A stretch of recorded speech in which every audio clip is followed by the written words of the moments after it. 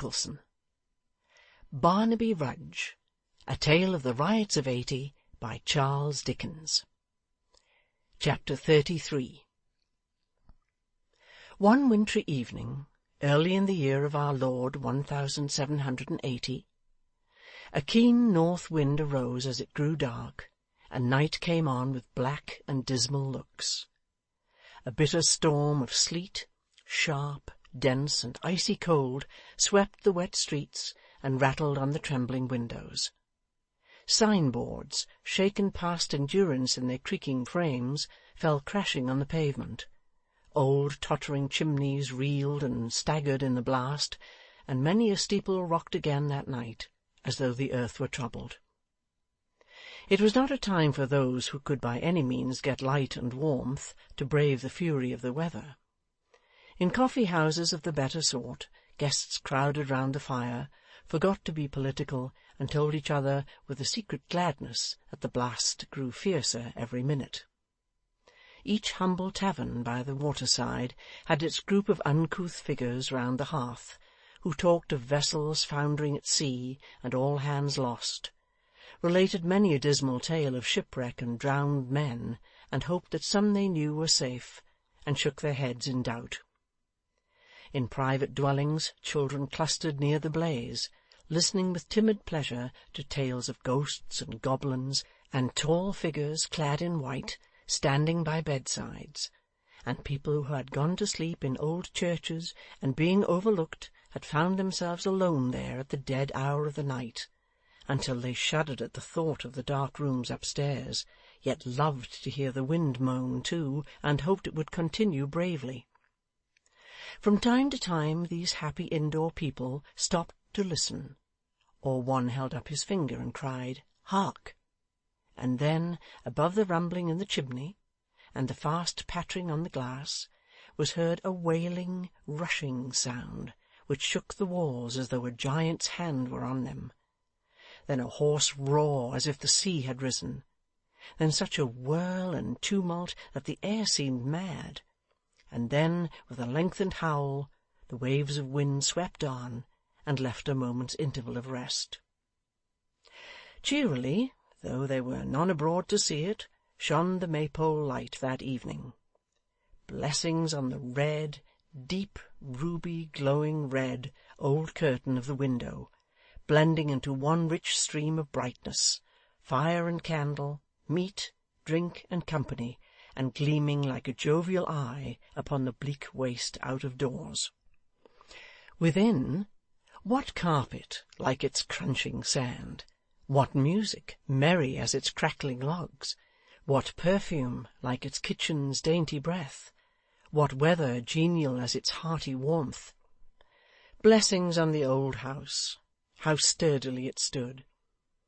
How did the vexed wind chafe and roar about its stalwart roof?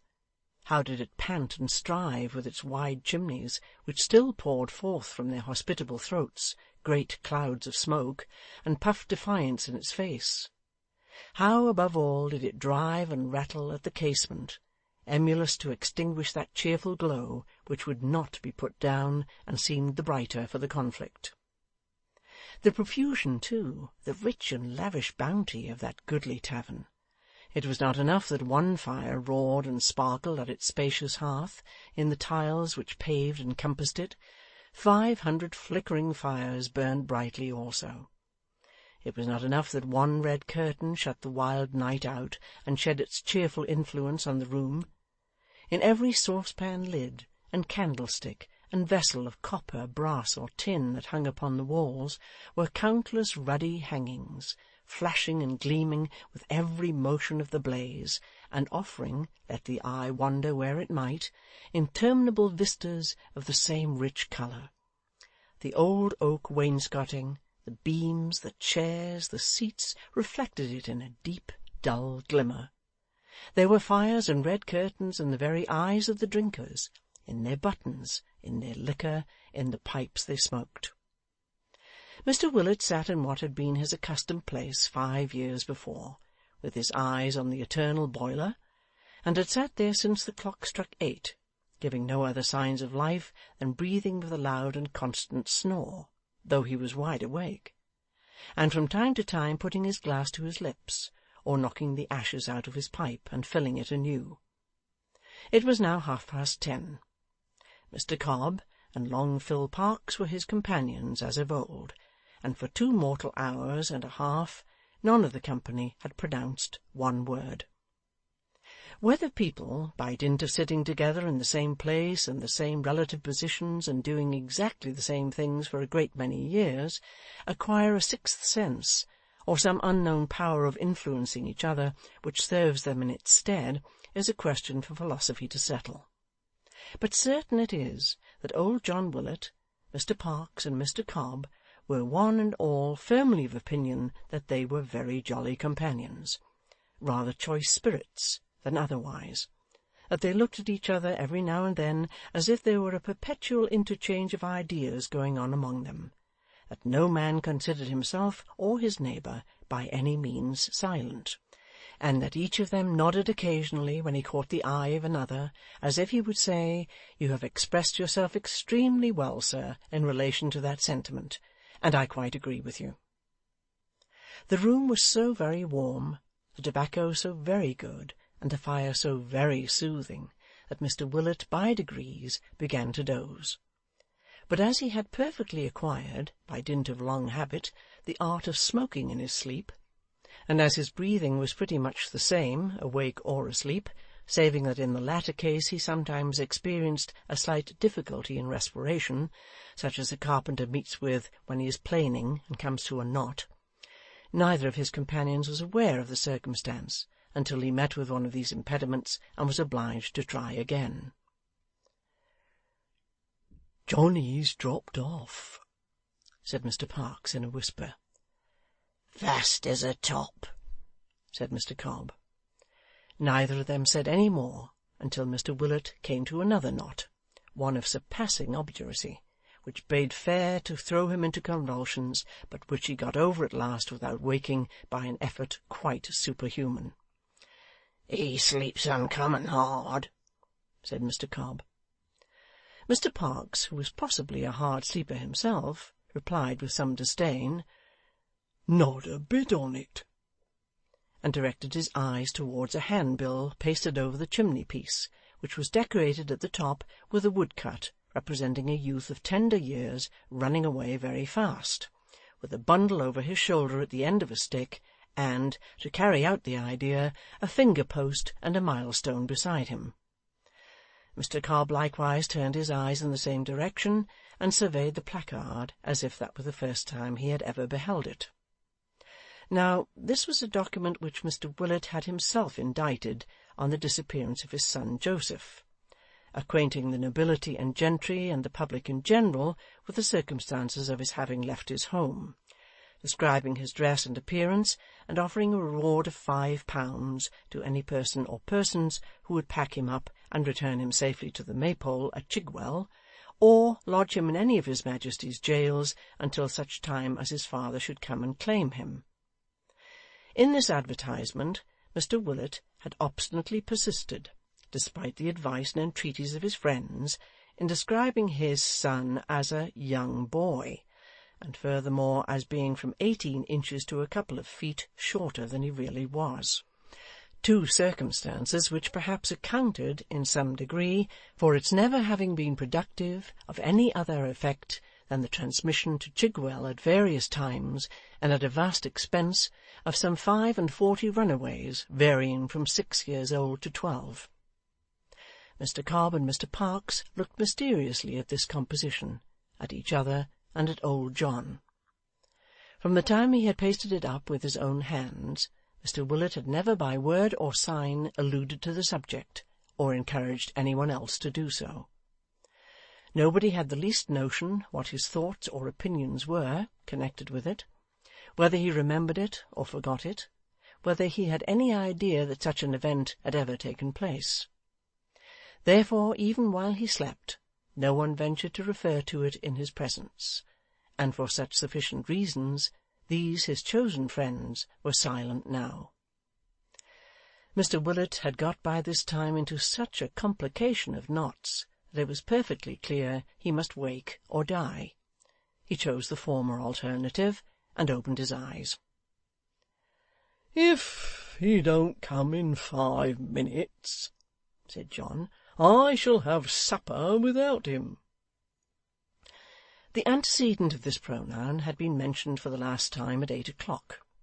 Messrs Parkes and Cobb, being used to this style of conversation, replied without difficulty that to be sure Solomon was very late, and they wondered what had happened to detain him. "He aren't blown away, I suppose," said Parkes. "It's enough to carry a man of his figure off his legs, and easy too. Do you hear it? It blows great guns indeed. There'll be many a crash in the forest to-night, I reckon, and many a broken branch upon the ground to-morrow." "It won't break anything in the maypole, I take it, sir," returned old John. "Let it try. I give it leave. What's that?" "The wind," cried Parkes. "It's howling like a Christian, and has been all night long." "Did you ever, sir," asked John, after a minute's contemplation, "hear the wind say maypole?" "Why, what man ever did?" said Parkes. "Nor ahoy, perhaps?" added John. "No, nor that neither." "Very good, sir," said Mr Willet, perfectly unmoved. "Then, if that was the wind just now, and you'll wait a little time without speaking, you'll hear it say both words, very plain." Mr Willet was right. After listening for a few moments, they could clearly hear, above the roar and tumult out of doors, this shout repeated, and that with a shrillness and energy which denoted that it came from some person in great distress or terror. They looked at each other, turned pale, and held their breath. No man stirred. It was in this emergency that Mr Willet displayed something of that strength of mind and plenitude of mental resource which rendered him the admiration of all his friends and neighbours. After looking at Messrs Parkes and Cobb for some time in silence, he clapped his 2 hands to his cheeks and sent forth a roar which made the glasses dance and rafters ring, a long sustained discordant bellow that rolled onward with the wind, and startling every echo, made the night 100 times more boisterous. A deep, loud, dismal bray that sounded like a human gong.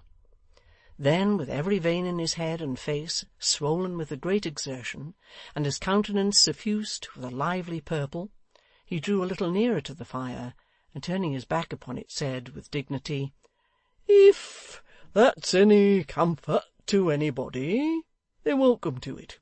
If it an't, I'm sorry for 'em. If either of you 2 gentlemen likes to go out and see what's the matter, you can. I'm not curious myself." While he spoke, the cry drew nearer and nearer. Footsteps passed the window. The latch of the door was raised. It opened, was violently shut again, and Solomon Daisy, with a lighted lantern in his hand, and the rain streaming from his disordered dress, dashed into the room. A more complete picture of terror than the little man presented, it would be difficult to imagine. The perspiration stood in beads upon his face, his knees knocked together, his every limb trembled, the power of articulation was quite gone, and there he stood, panting for breath, gazing on them with such livid ashy looks that they were infected with his fear, though ignorant of its occasion, and, reflecting his dismayed and horror-stricken visage, stared back again without venturing to question him, until old John Willet, in a fit of temporary insanity, made a dive at his cravat, and, seizing him by that portion of his dress, shook him to and fro until his very teeth appeared to rattle in his head. "Tell us what's the matter, sir," said John, "or I'll kill you. Tell us what's the matter, sir, or in another second I'll have your head under the baler. How dare you look like that? Is anybody a following of you? What do you mean? Say something, or I'll be the death of you, I will.' Mr Willet, in his frenzy, was so near keeping his word to the very letter, Solomon Daisy's eyes already beginning to roll in an alarming manner, and certain guttural sounds as of a choking man to issue from his throat, that the two bystanders, recovering in some degree, plucked him off his victim by main force, and placed the little clerk of Chigwell in a chair.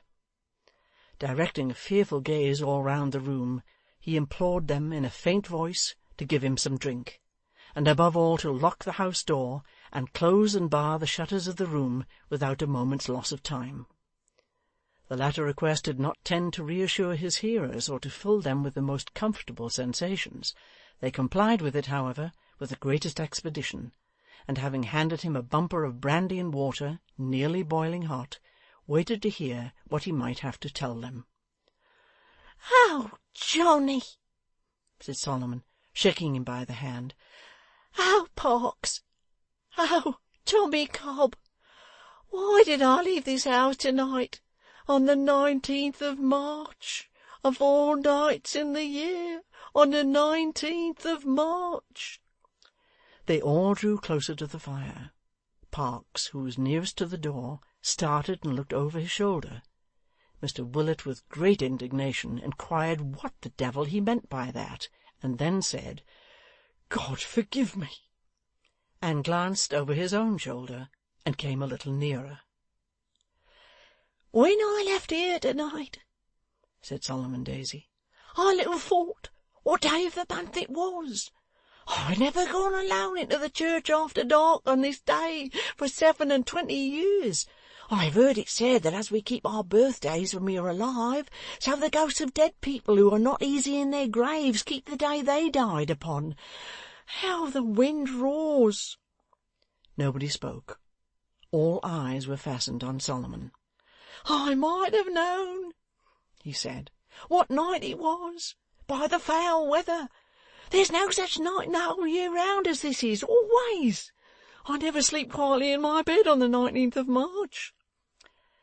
"Go on," said Tom Cobb in a low voice. "Nor I neither." Solomon Daisy raised his glass to his lips, put it down upon the floor with such a trembling hand that the spoon tinkled in it like a little bell, and continued thus.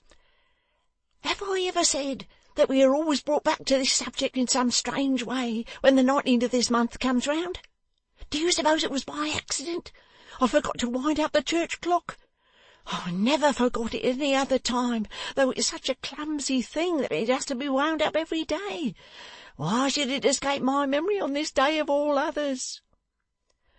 I made as much haste down there as I could when I went from here, but I had to go home first for the keys, and the wind and rain being dead against me all the way, it was pretty well as much as I could do at times to keep my legs. I got there at last, opened the church door, and went in. I had not met a soul all the way, and you may judge whether it was dull or not. Neither of you would bear me company. If you could have known what was to come, you'd have been in the right.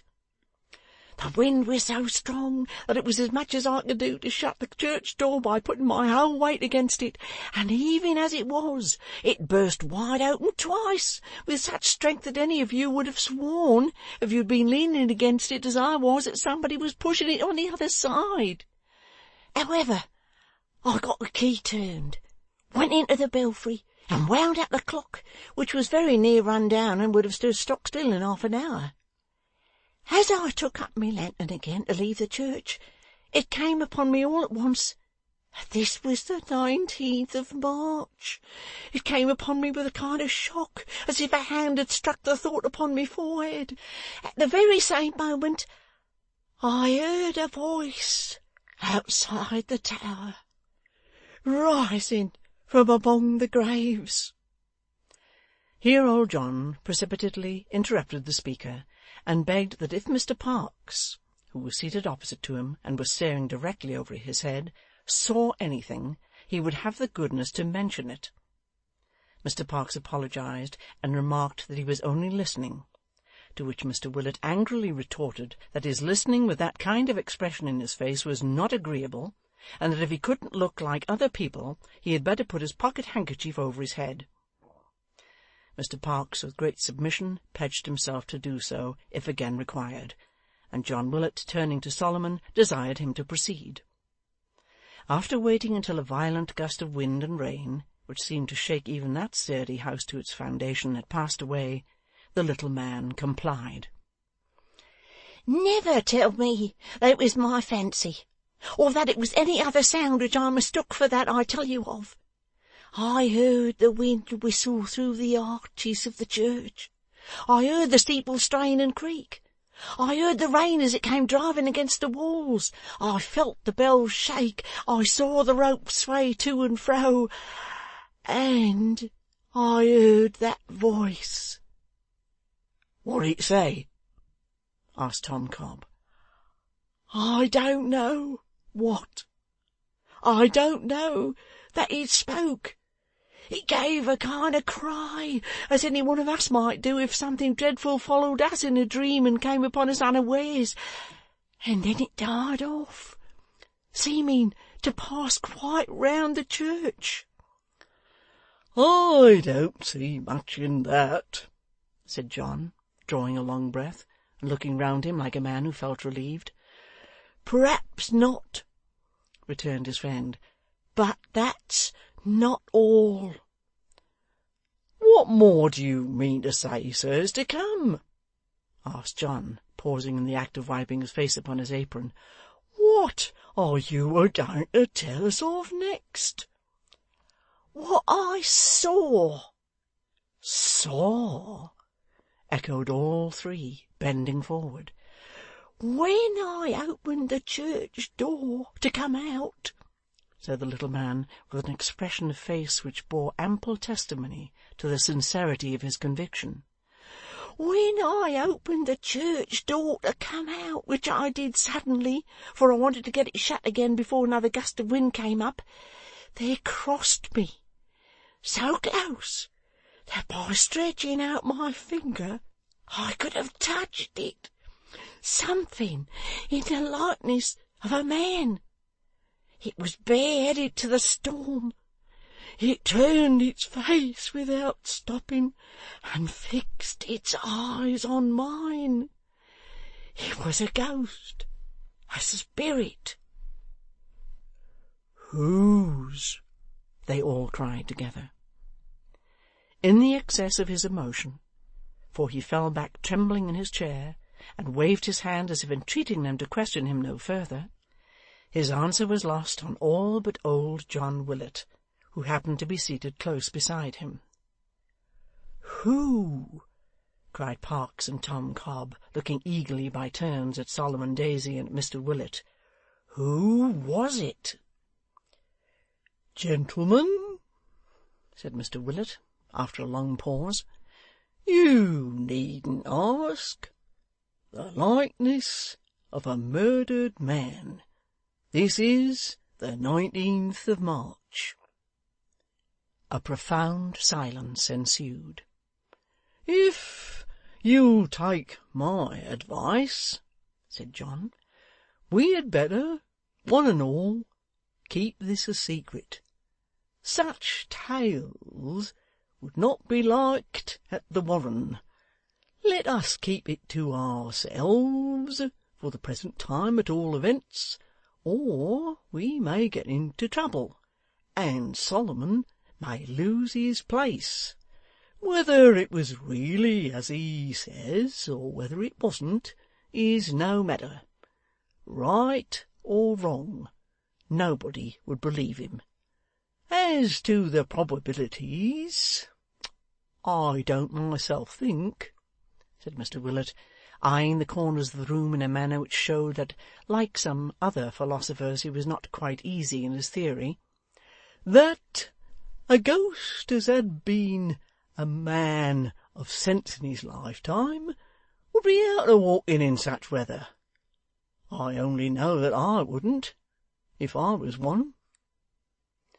But this heretical doctrine was strongly opposed by the other three, who quoted a great many precedents to show that bad weather was the very time for such appearances, and Mr Parkes, who had had a ghost in his family by the mother's side, argued the matter with so much ingenuity and force of illustration that John was only saved from having to retract his opinion by the opportune appearance of supper, to which they applied themselves with a dreadful relish. Even Solomon Daisy himself, by dint of the elevating influences of fire, lights, brandy, and good company, so far recovered as to handle his knife and fork in a highly creditable manner, and to display a capacity both of eating and drinking such as banished all fear of his having sustained any lasting injury from his fright. Supper done, they crowded round the fire again, and, as is common on such occasions, propounded all manner of leading questions calculated to surround the story with new horrors and surprises. But Solomon Daisy, notwithstanding these temptations, adhered so steadily to his original account, and repeated it so often, with such slight variations, and with such solemn asseverations of its truth and reality, that his hearers were, with good reason, more astonished than at first.